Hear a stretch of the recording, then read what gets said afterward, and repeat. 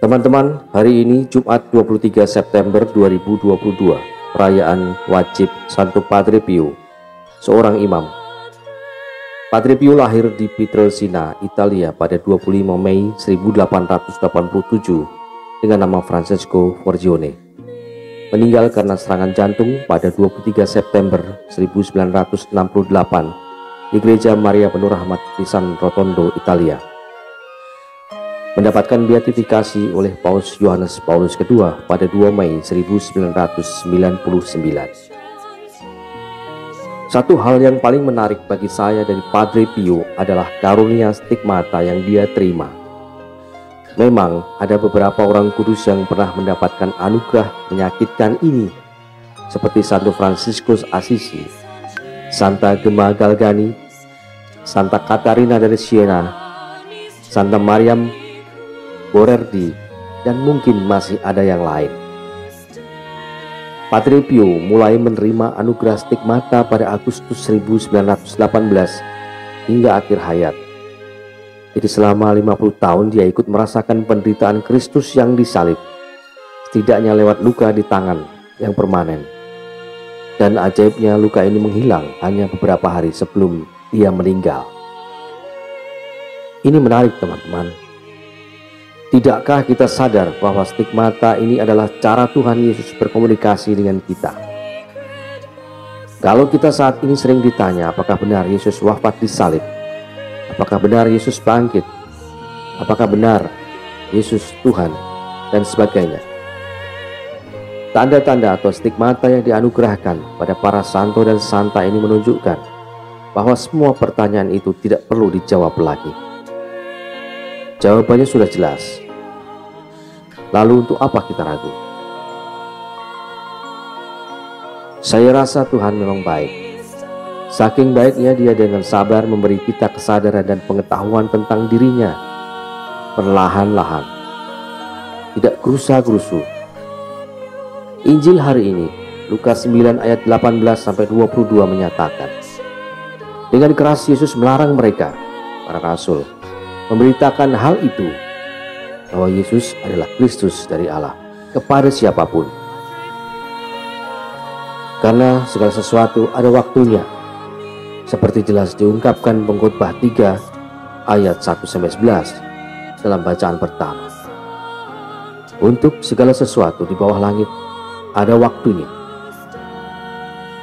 Pemahaman dan keyakinan kita pada sosok siapa Yesus juga mengalami perjalanan yang berbeda satu sama lain. Mungkin saya, Anda, masing-masing bisa bertanya pada diri sendiri, sebenarnya siapa Yesus bagi saya? Cara Tuhan menyatakan dirinya juga tidak hanya dengan satu cara seperti stigmata.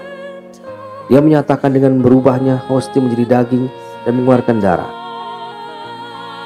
Dan masih banyak lagi pernyataan-pernyataan berupa mukjizat yang bisa kita ketahui. Kembali pada stigmata. Teman-teman, ada satu masa di mana saya sering bertanya, yang pada dasarnya sebenarnya menggugat dan menolak.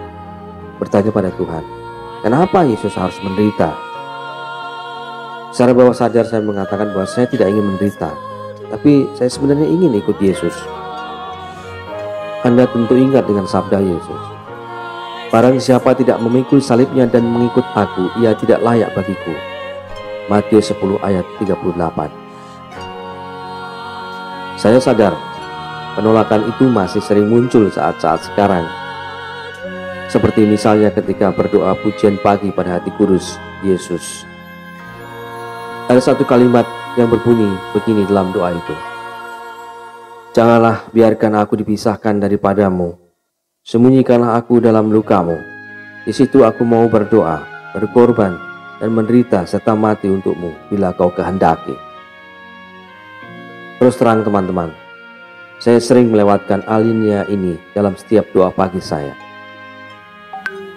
Saya menyadari dan saya mengakui saya takut dengan hal ini. Saya rasa mungkin itu juga yang mendasari kenapa Yesus melarang memberitahukan perihal dirinya yang adalah Kristus kepada khalayak umum bangsa Israel. Yesus tidak mau orang Israel salah berpikir dan salah berharap, lalu kemudian mereka menolak dan merasa di PHP-in.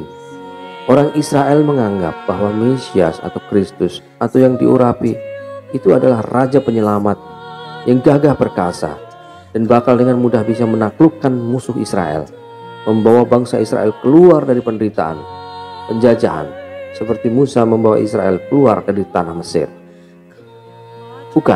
Bukan itu.